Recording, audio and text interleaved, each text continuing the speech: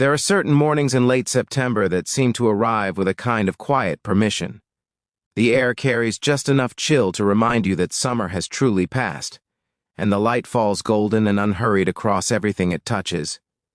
On one such morning, a man named Raymond Dillard pulled his pickup truck down a gravel road in central Tennessee and stepped out into that gentle light, wearing a faded yellow cotton shirt, his broad shoulders carrying the comfortable ease of a man who has made peace with most things in his life. Raymond was 53 years old. He had the kind of face that had been outdoors for most of those years. Warm brown skin weathered in the best possible way, laugh lines at the corners of his eyes, and a calm in his expression that people often mistook for indifference until they got close enough to see that it was actually something far rarer.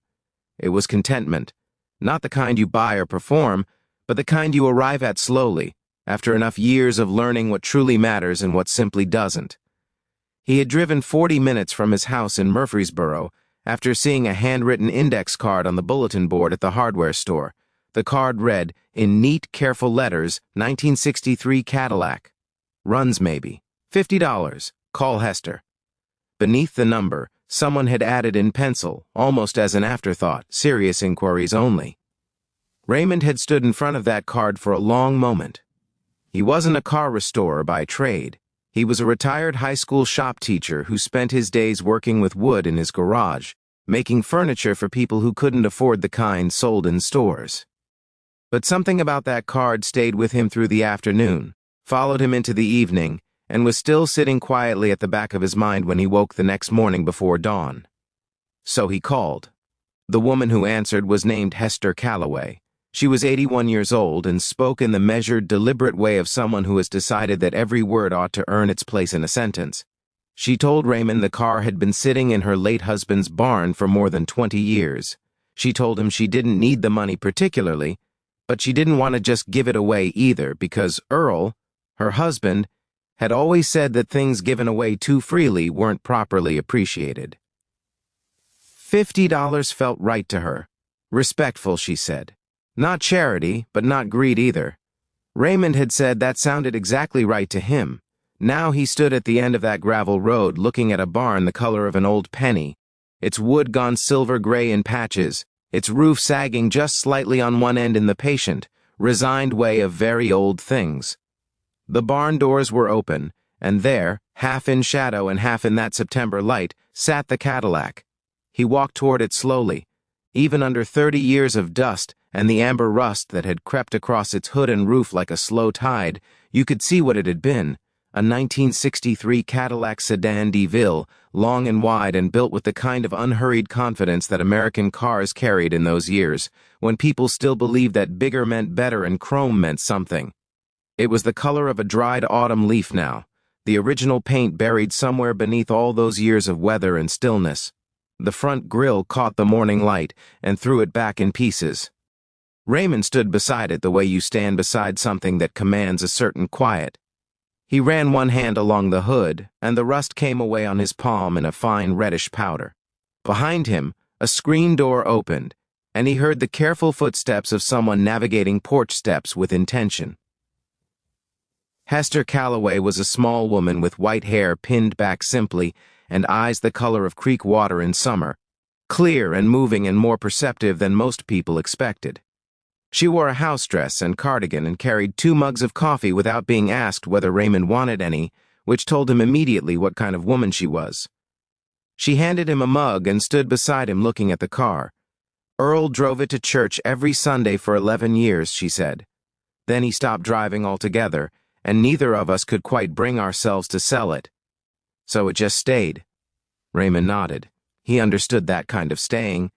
He had things in his own life that had stayed long past their practical usefulness simply because letting go of them would have felt like agreeing to something he wasn't ready to agree to yet. She's something, he said, and he meant it sincerely. Hester looked at him sideways, appraising. You know about cars? Enough, Raymond said. I taught shop for 26 years. Engines, bodywork, a little of everything. Mostly I just like old things. They feel honest to me. Hester considered that for a moment, turning it over the way you turn a smooth stone in your hand. Earl would have liked you, she said finally. He used to say the same about his tools. They stood together in the September morning drinking their coffee, and Raymond noticed that Hester kept glancing toward the back seat of the Cadillac, a small, almost imperceptible thing that most people would have missed entirely.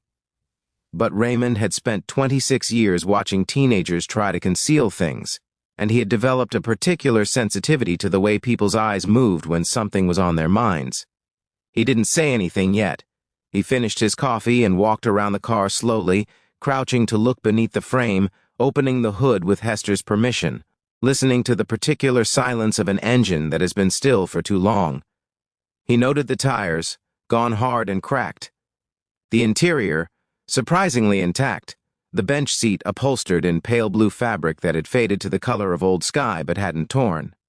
And then, in the back seat, half tucked beneath the passenger side armrest, he saw it.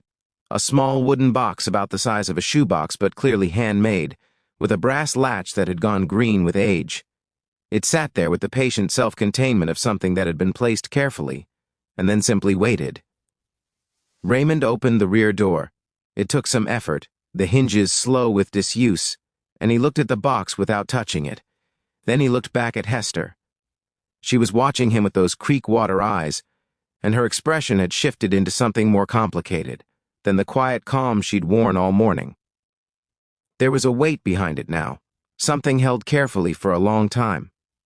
"That was Earl's," she said. "He put it there about 6 months before he passed, told me it was for the right person. Said I'd know who that was when they came along." She paused, and Raymond waited without rushing her. The way you wait for something important. "I've had 4 people come look at this car over the years. 2 of them I didn't like the feel of. One of them tried to offer me $40 less than I was asking, which I took as a sign of character." A small smile crossed her face. "The 4th one asked me what was in the box before he'd even properly looked at the car." Raymond understood without being told. "And you'd like me to open it," he said. "I think that's what Earl had in mind," she said, "though I can't say for certain. I never opened it myself." He looked at her. 20 years and you never opened it?" She met his eyes steadily. "Earl asked me not to. He said it wasn't for me, and I trusted him." She said it simply, without performance. Just a fact, clean and plain as a stone. Raymond stood there for a moment, absorbing the particular weight of that statement. 20 years of trusting a man even after he was gone. He thought about what kind of love that required, and what kind of character, and he felt a profound, quiet respect settle over him. He reached into the back seat and lifted the box. It was heavier than he expected, solid, the wood smooth beneath the dust. He carried it out into the full morning light and set it on the hood of the Cadillac. Hester stood beside him. He worked the brass latch carefully. It was stiff but not locked, and after a moment it gave, and Raymond lifted the lid. Inside, nested in a piece of old green felt, were 3 things. The first was a folded letter, handwritten on pale blue paper in a strong, deliberate hand. The second was a set of car keys on a simple ring with a small St. Christopher medal attached. And the third was a smaller envelope, sealed, with 2 words written on the front in the same careful handwriting, "For repairs." Raymond picked up the letter and looked at Hester. She nodded. He unfolded it and read it aloud, slowly, in the warm September air. "If you're reading this, then Hester decided you were the right kind of person.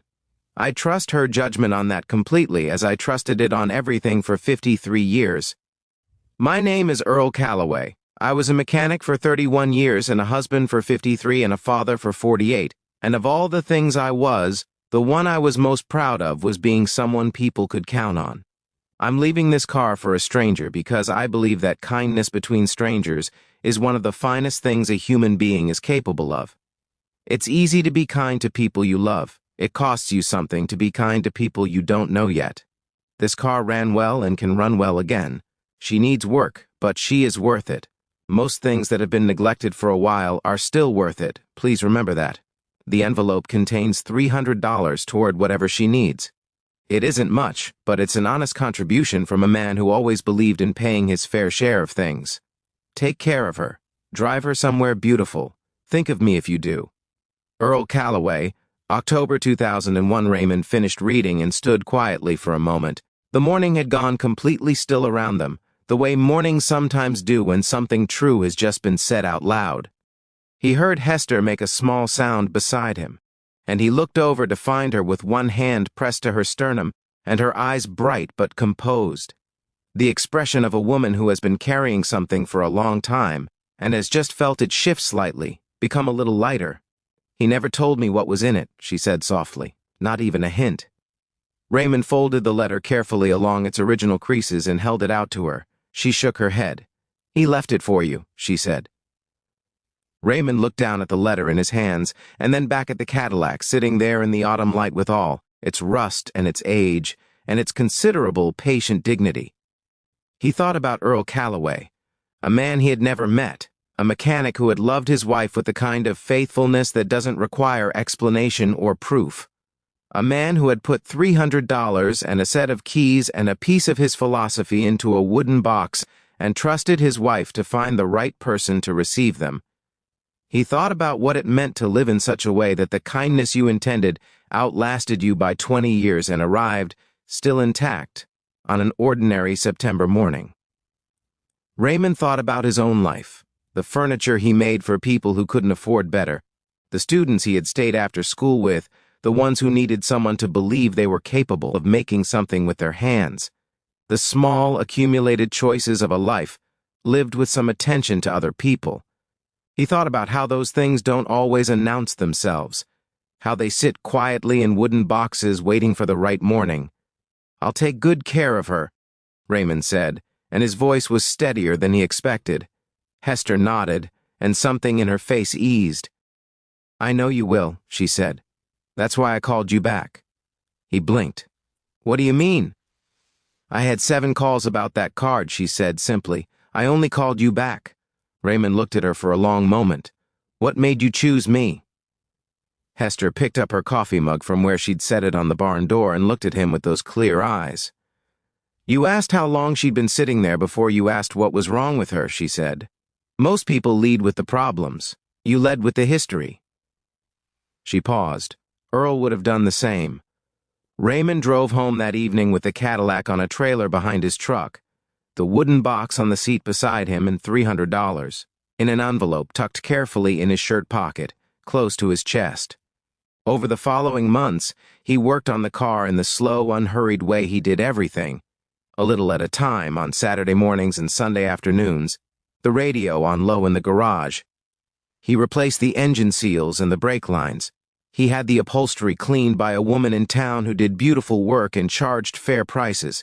He didn't try to restore the exterior to its original color, because something about the rust and the age felt honest to him, felt like the truth of what the car had lived through, and Raymond had always believed that the truth of a thing ought to be visible if you looked. In the spring, he drove it to Memphis. He parked it on the bluff, above the Mississippi River, on a warm April evening, and sat on the hood the way Earl's letter had suggested, looking out at the wide brown water moving south in the last of the daylight. He thought about Earl Calloway.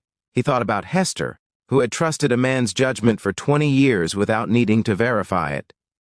He thought about all the small, invisible acts of faith that hold a life together, that hold communities together, that pass between strangers sometimes without either of them fully realizing what has been exchanged. He thought about his old students, now in their 30s and 40s, some of them with their own children now, some of them still making things with their hands the way he had taught them. He thought about the furniture currently